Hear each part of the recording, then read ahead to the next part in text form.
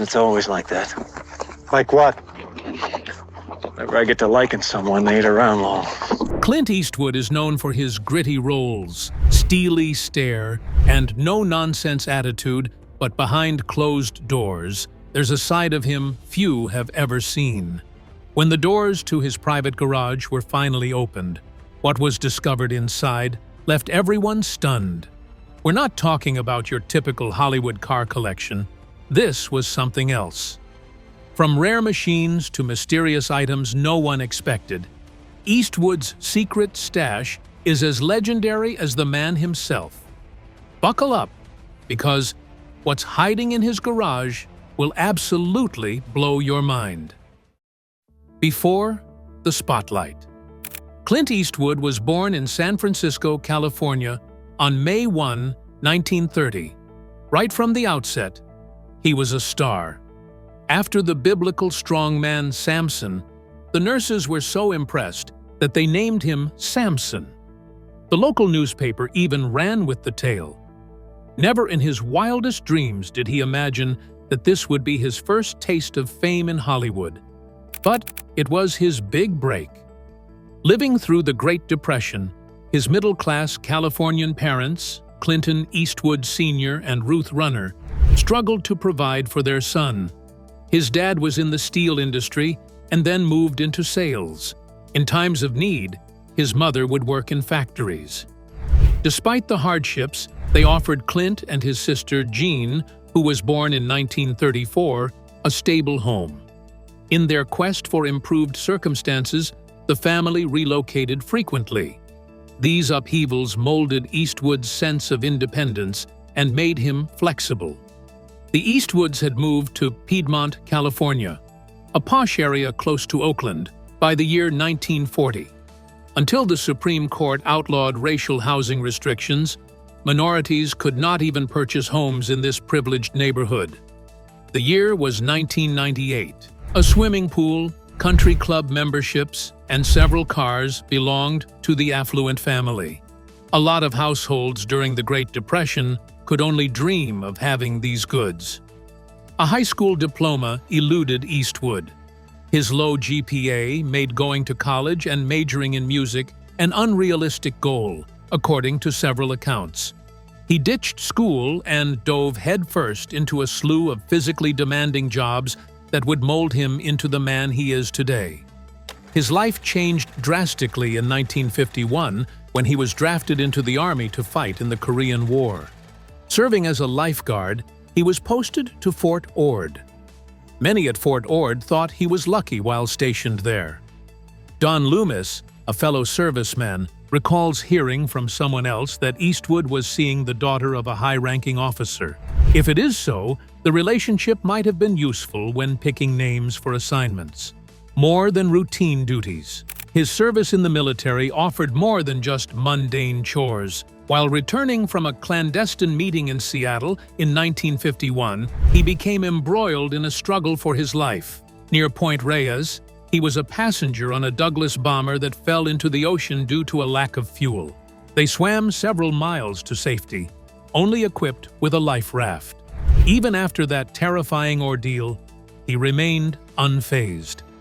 After receiving his release in February 1953, he quickly began to follow a new course of action. It appeared as though destiny had brought him to Hollywood. One of the members of the Universal International film crew was at Fort Ord when they saw Eastwood and encouraged him to meet the director, according to a subsequent CBS press release for Rawhide. That story, though, has its detractors. Patrick McGilligan, his unofficial biographer, cast doubt on it. An alternate account attributed to a man named Chuck Hill is included in Eastwood's official biography. Hill, a Hollywood insider, was also a soldier stationed at Fort Ord. After re-establishing contact with Eastwood in Los Angeles, he utilized his connections to get Eastwood admitted to Universal Studios. Because of that, Irving Goldberg, the cameraman, was introduced to me. That encounter paved the way. Eastwood had an audition with filmmaker Arthur Lubin, which Goldberg set up. Eastwood looked dashing at 64 inches, but his acting was a whole other story. Eastwood was totally untrained, Lubin claimed afterwards. Even though he was clumsy and unsure of his stage presence, something about him was striking. Lubin got him $100 per week contract in April 1950, and that he pursued acting classes. There was no quick success from that contract. His journey in Hollywood. Even before his signature clenched-toothed expression became famous, Eastwood was panned for being excessively stiff. Director Joseph P. rejected his tryout for 6 bridges to cross in May 1954. He persisted in the face of persistent rejection. In 1955, he finally broke through thanks to director Jack Arnold and a small role in Revenge of the Creature. It was a beginning, though it was little. His appearance in Tarantula in 1955 as a jet pilot was so fleeting that people hardly noticed it. This was the type of scene that happened and then disappeared completely. Despite his subsequent criticism of the film, he starred in Ambush at Cimarron Pass in 1948. The film's obvious premise and lackluster dialogue caused critics to rip it apart, despite following a group of troops as they tried to survive an ambush. While watching this screening, Eastwood sank further into his chair with each scene. At the end of the film, he turned to his wife and announced his retirement from performing. He contemplated leaving on a deep level due to his demoralization. He considered changing careers or maybe returning to school. However, he decided to keep going instead of quitting up. Everything shifted after that choice. Following this, he was cast by CBS as Rowdy Yates in the Western TV series Rawhide, which revolves around a cattle drive team. Rawhide began filming in Arizona in the summer of 1958 and was shown in the early months of 1959. It reached the top spot in television viewership in just 3 weeks. Once upon a time, Eastwood enjoyed consistent employment and widespread renown. A significant increase over his previous wages, his salary is now $750 per episode. However, there were obstacles in the work. He put in 12-hour days, 6 days a week on set. Although the schedule was demanding, the exposure was priceless.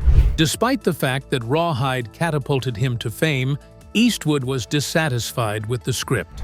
It was frustrating for Eastwood because Rowdy Yates was reckless and ignorant.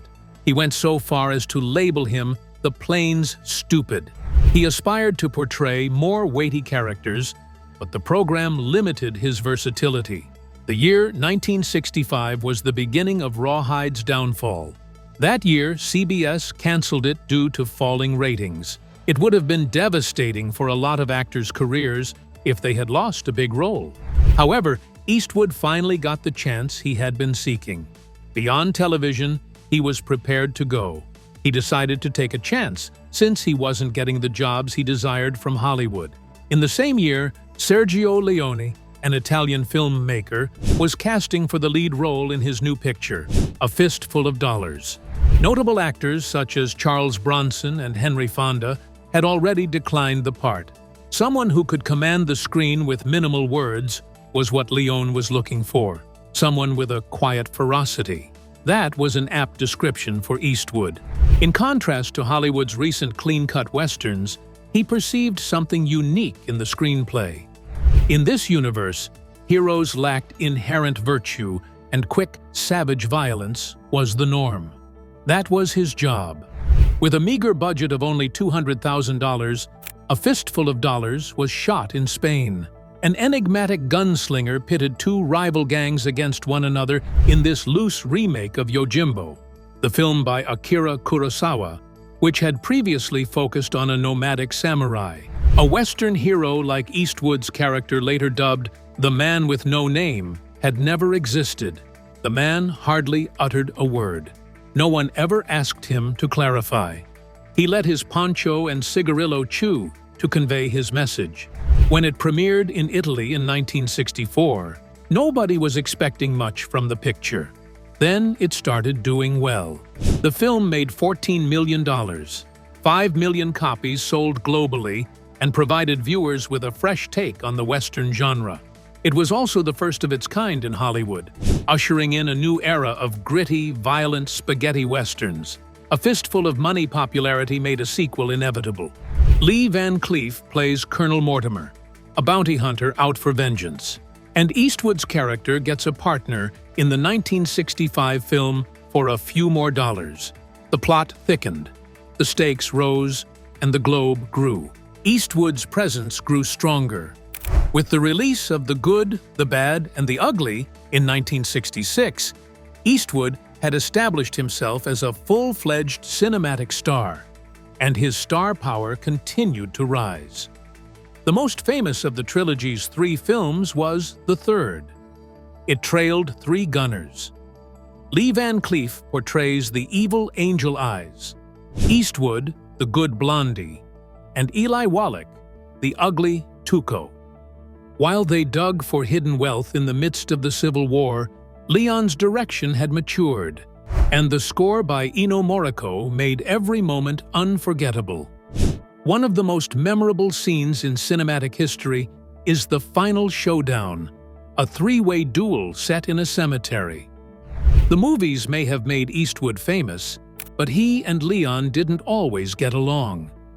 Production would frequently run behind schedule because the director would drag out filming. Since Eastwood relied on translators and Leon spoke Italian, the language issue created friction on site. Additionally, Eastwood did not like Leon's tendency to be overly verbose when giving instructions. Their relationship transformed cinema, nonetheless, in spite of all these obstacles. While Eastwood finally said goodbye to television, Leon rose to become one of the world's most acclaimed directors. Eastwood's rise as a Western star. John Wayne and Eastwood were at odds when Eastwood became a Western star. Wayne had defined the genre for decades. Defending the cause of justice, his cowboys were heroic characters. Stories like bravery and the American dream should, in his opinion, be told in westerns. That was not the case with Eastwood's films. In their depiction, ethics took a back seat to the need to stay alive. High Plains Drifter, a 1973 western starring Clint Eastwood, was a film that Wayne detested. The plot revolved around a spectral tale of vengeance and was dark and violent overall. In a letter to Eastwood, Wayne criticized the picture, saying it was too cynical and didn't reflect westerns as they should. He disagreed with Eastwood's interpretation of the genre and refused to collaborate with him on the never-made film The Hostiles. Their depictions of violence were drastically different. Wayne had an individualized policy. No one he wrote ever shot in the back. He thought cowboys should fight bravely. That guideline wasn't followed by the characters in Eastwood. To come out on top, they had to do what was necessary. The change occurring in westerns was indicated by that distinction. The past was symbolized by Wayne. Something fresh was represented by Eastwood. Playing the role of Detective Harry Callahan in Dirty Harry, 1971, catapulted Clint Eastwood to HollywoodLegend.com. This wasn't your average police drama. It happened just when people were losing faith in the police and crime rates were on the rise. The public yearned for a fearless champion, an individual capable of stepping up in the event of a system failure. Callahan was precisely that. Regulations and bureaucracy were of little concern to him. He was solely concerned with apprehending lawbreakers. Because of that, he was beloved by some. Many were afraid of him and what he stood for. The real-life Zodiac killings served as inspiration for the film's direction by Don Siegel. Its grim realism resonated with viewers. In the film industry, Callahan stood out. Tough guy. He never let up. Plus, bureaucracy was something he couldn't stand. However, his approaches caused controversy. For them, Dirty Harry was an inflammatory call for police brutality. Even at the 172nd Academy Awards, protesters were carrying fascist-themed placards. Despite the backlash, it was a commercial success. Despite having a little budget, the picture managed to earn nearly $36 million. until that one moment came along. This is the scene that made Clint Eastwood famous. Someone had just robbed a bank. Callahan aimed his .44 Magnum at a wounded felon who lay on the ground. He spoke the line while staring icily. There is a single question you must ask. It was all changed by that one scene. It went down in cinematic history as one of the all-time great lines.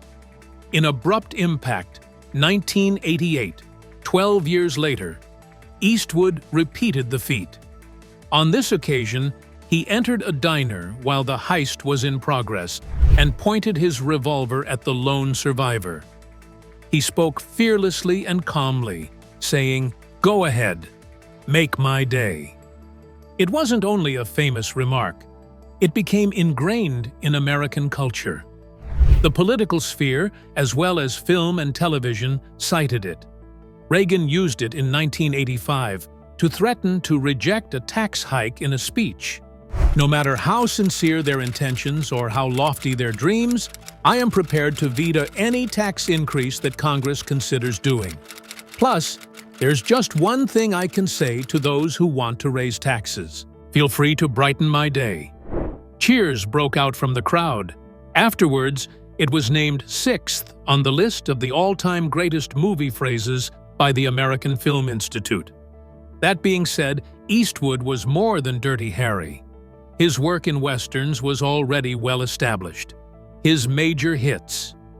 After Dirty Harry, one of his first big hits was High Plains Drifter, 1973. He portrayed a mysterious nomad who exacts savage vengeance upon a corrupt mining town upon his arrival. It was one of the highest-grossing westerns of the 00 earning $15,300,000.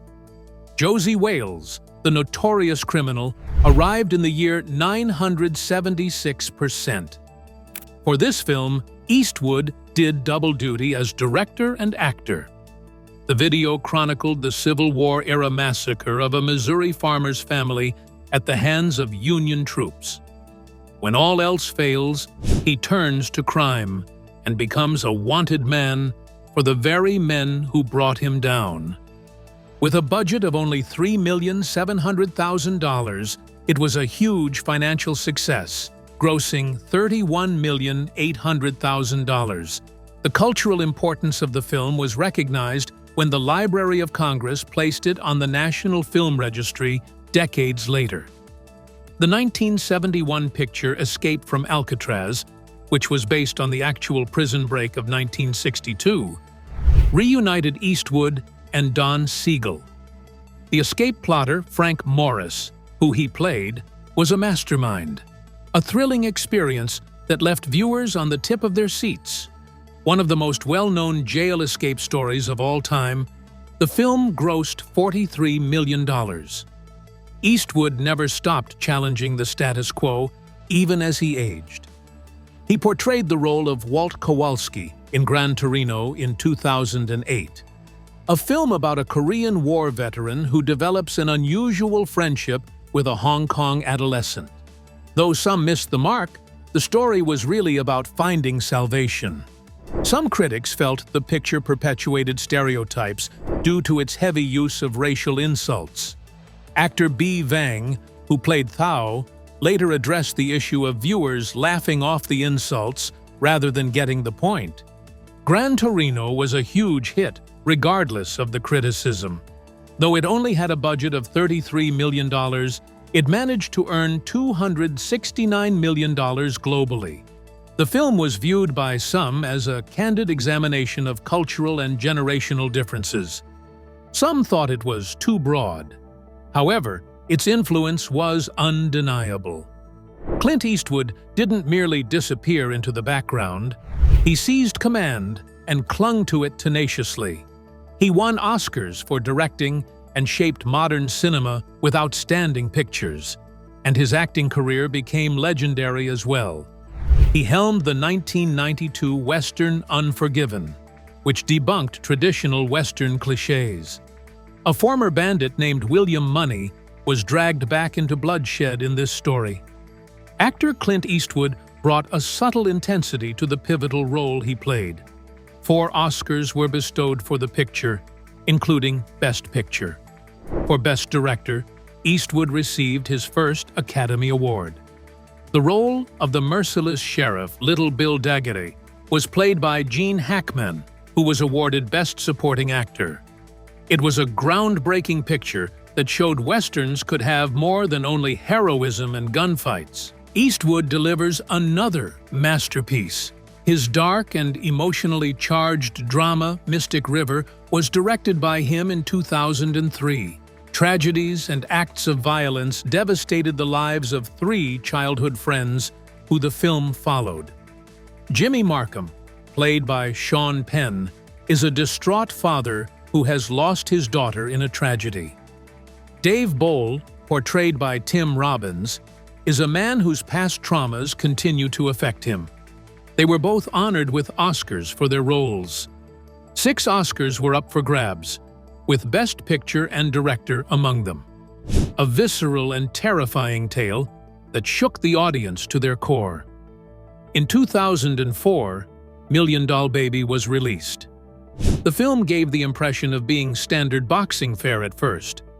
Playing the role of Maggie Fitzgerald, an underdog fighter with an innate drive to succeed, was Hilary Swank. Unfortunately, the plot veered tragically off course, delving into profound themes of loss and the need of dying with honor. The Best Actress Oscar went to Swank. The award for Outstanding Supporting Actor went to Morgan Freeman. In addition to being nominated for Best Actor, Eastwood won his 2nd Academy Award for Best Director. At the 77th Academy Awards, the picture took home Best Picture, solidifying his reputation as a filmmaker capable of telling moving human stories. While many like his flicks, not everyone did. Some caused a stir, such as 2090's Richard Jewell. An actual security officer was erroneously blamed for the bombing of the 1996 Atlanta Olympic Games in this true story. The film's depiction of journalist Kathy Scruggs, which implied that she traded sexual favors for information, caused it to come under fire. A disclaimer was demanded by her colleagues and the Atlanta Journal-Constitution, who questioned this. The film's producers, Warner Brothers, defended it by claiming it used reliable sources. The film brought attention to the harm caused by the media's hasty judgments, despite the controversy surrounding it. In 2014, we had American Sniper, another divisive picture. The tale revolved around Chris Kyle, a sniper for the Navy SEALs who had scored 160 confirmed kills. The picture received 6 nominations at the Academy Awards, including Best Picture, and was a huge financial success. Some thought it did a great job at capturing the emotions of being a soldier. Someone else said it didn't go far enough into the nuances of the Iraq War and was just too simplistic. In spite of mixed reviews, it went on to become one of the most financially successful war films of all time. Directing continued well into Eastwood's late 80s. He had the lead role in the 2018 film The Mule, which follows a middle-aged man who takes up harmful substance courier work. Regret and atonement were explored through a blend of dramatic and comedic elements. He helmed and performed in 2021 Cry Macho at the age of 91. A film adaptation of a book from 1975 had been in the works for quite some time. Arnold Schwarzenegger and other actors were originally linked, but it was Clint Eastwood who finally gave it life. A former rodeo star was assigned the difficult responsibility of escorting a little boy across the border between the United States and Mexico. Despite the film's mixed reviews, it was remarkable to see Eastwood continuing to make films in his own unique style. His life beyond the screen. Just like in his on-screen presence, Clint Eastwood's private life has been full of twists and turns. Although some of his children's identities remained hidden for decades, He has fathered a minimum of 8 children with 6 other women. Even Patrick McGilligan, his biographer, speculated that the actual figure might be more. It has been alleged that Eastwood became pregnant while still a high school student. There were problems from the beginning of his 1953 marriage to Maggie Johnson. One of Eastwood's affairs gave birth to Laurie Murray. He had several affairs. Nobody knew about her adoption until Eastwood saw her at a family gathering in 2018 when she was 64 years old. Despite being married to Johnson at the time, he dated stuntwoman Roxanne Tunis for 14 years. Kimber was born to them in 1964. But nobody knew about her until the National Enquirer broke the news in 1989. Actress Sondre Lockhart was Eastwood's girlfriend in 1975. Simultaneously, he had 2 children with Jocelyn Reeves, a flight attendant, without her knowledge. In 1986, their son Scott was born, and in 1988, their daughter Catherine was born. Both birth certificates indicated that the father declined, and Eastwood refrained from publicly acknowledging them for a long time. The actual number of his offspring is still a mystery, as he has never confirmed it. Roxanne Tunis lasted longer than most of his affairs. Meeting on the set of Rawhide in 1949, they stayed together until the early 1970s. Even though Eastwood was seeing Johnson at the time, Tunis was a divorcee. Although Eastwood was listed as Kimber's father on her birth certificate and allegedly provided financial assistance, their relationship was not without its problems. In retrospect, Kimber said that her father had rejected her and skipped her wedding in 1990. Notwithstanding this, he remained close to Tunis throughout her lifetime. It was said that Eastwood was distraught when she died in 2023 at the age of 93. Among his most tumultuous relationships was with Sondre Locke. They were professionally and personally interdependent, and they lived together for more than 10 years. Despite her secret romance with Eastwood, she remained legally married to Gordon Lee Anderson. In retrospect, she claims he told her she was his soulmate. In 1989, while she was overseas shooting Impulse, Eastwood changed the locks on their house and put her stuff in storage. Locke was taken aback, claiming he had emotionally abused her and broken their agreement to financially support her. She sued him for $70 million in palimony. There was a settlement in the case. Undercover funding from Eastwood netted her $450,000 and a production deal with Warner Brothers. In 1996, she filed fresh fraud charges against him after learning about the arrangement. Their court fights went on for a long time. She went on to allege that her relationship with Eastwood was a living nightmare, and that he used her job and personal life as tools to maintain his dominance. Her confession of her profound love for him, despite everything, only served to heighten the pain of his betrayal. Frances Fisher, an actress, became Eastwood's girlfriend after Lockhart.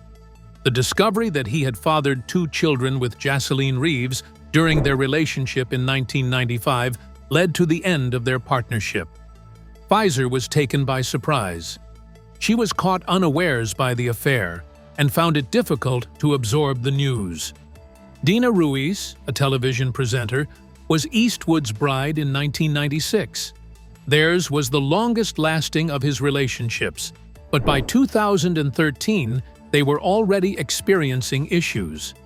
Speculation about the partner's infidelity began when Ruiz sought solace in an old acquaintance.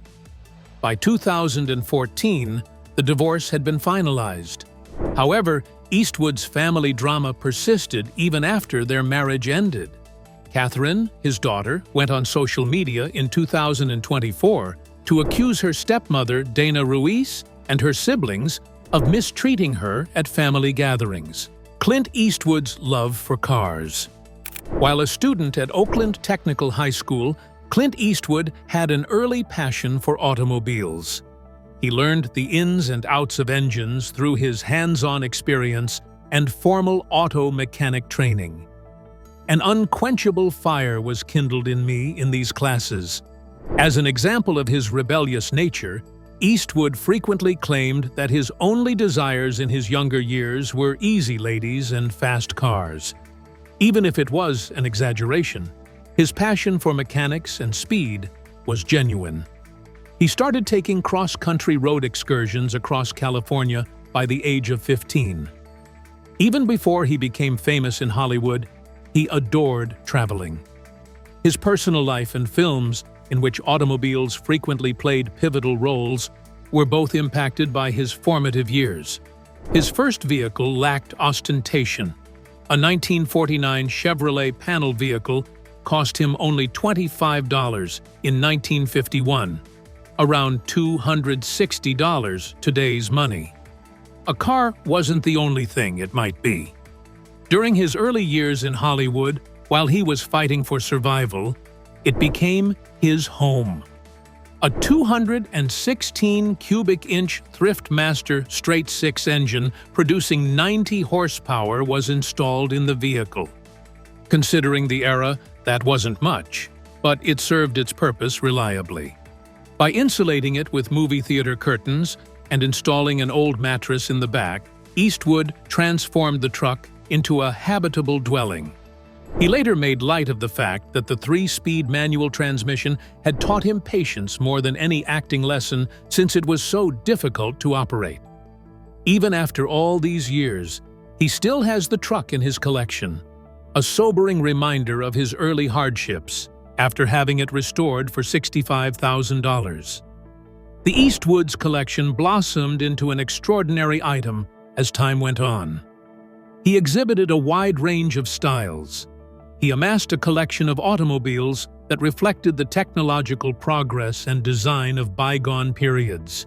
He has a soft spot for Ferrari 275 GTBs.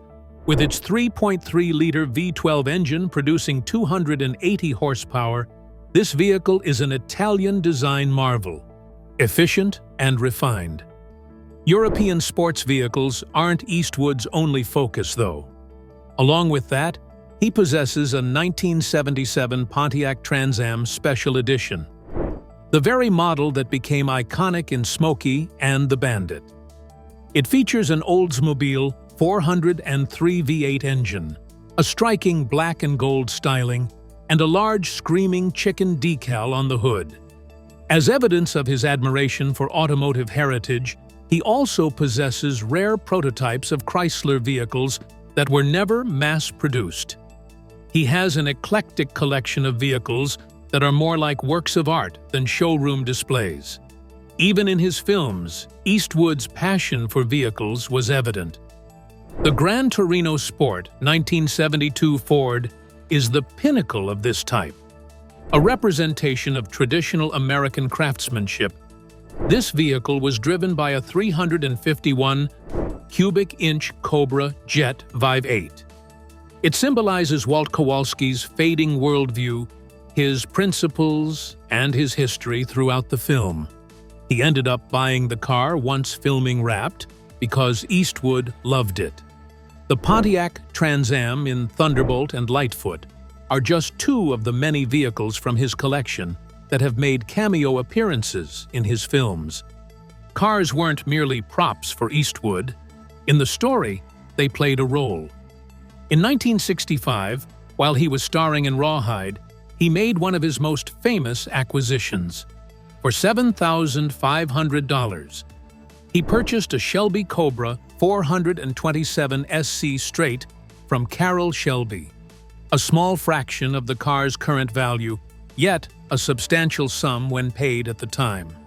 What makes the purchase more special is the tale behind it. Shelby slashed the price of the Cobra by $1,000 after Eastwood drove it for a test drive, pleased by his driving abilities. A snag, nevertheless, was present. It was a condition that Eastwood drove it as if it were his own. By scheduling more than 50 track days at Willow Springs Raceway, he fulfilled his commitment. This Cobra wasn't your average one. Out of all the models ever made, only 29 were semi-competition models. The SC denotes that it underwent modifications for usage on the street after being first developed for racing. Its 485 HP came from a 427 Q in Ford Vate engine. Such authority was practically unknown in the mid-1960s. It took the Cobra only 4.3 seconds to accelerate from 0 to 60 mph, and it could reach a top speed of about 165 mph. Brutal, quick, light, and just about street legal were its adjectives. The unique elements left by Carroll Shelby herself are what set Eastwood's Cobra apart. During the 1990s restoration of the automobile, technicians discovered cigarette burns on the passenger seat. These marks were left by Shelby himself as he saw test drivers pushing the car to its limits. Shelby meticulously documented the cam timing modifications utilized during testing in handwritten notes found under the hood. Under the seat was a secret box that contained Shelby's own stopwatch and timing papers from her early track sessions. These intricacies elevated Eastwood's Cobra beyond its status as a rare collectible, a piece of automotive history that came to life. Despite offers of almost $5 million, Eastwood is steadfast in his refusal to part with the Cobra. This isn't about the money, in his opinion. The vehicle is a symbol of a bygone age when speed and thrill were the primary design goals rather than compliance with rules. A testament to Eastwood's adoration of raw power, a work of Carroll Shelby's talent, and a memento from when they were both immensely successful. It serves as a poignant remembrance of those glory days. And there it is. Clint Eastwood's garage isn't just a place for cars. It's a vault of jaw-dropping surprises, rare treasures, and stories no one saw coming. Who knew the man with no name had that hidden away? If your jaw hit the floor, go ahead and smash that like button. Share your thoughts in the comments, and let us know what shocked you most. For more unbelievable celebrity reveals, hit subscribe and ring that bell. You won't want to miss what we uncover next.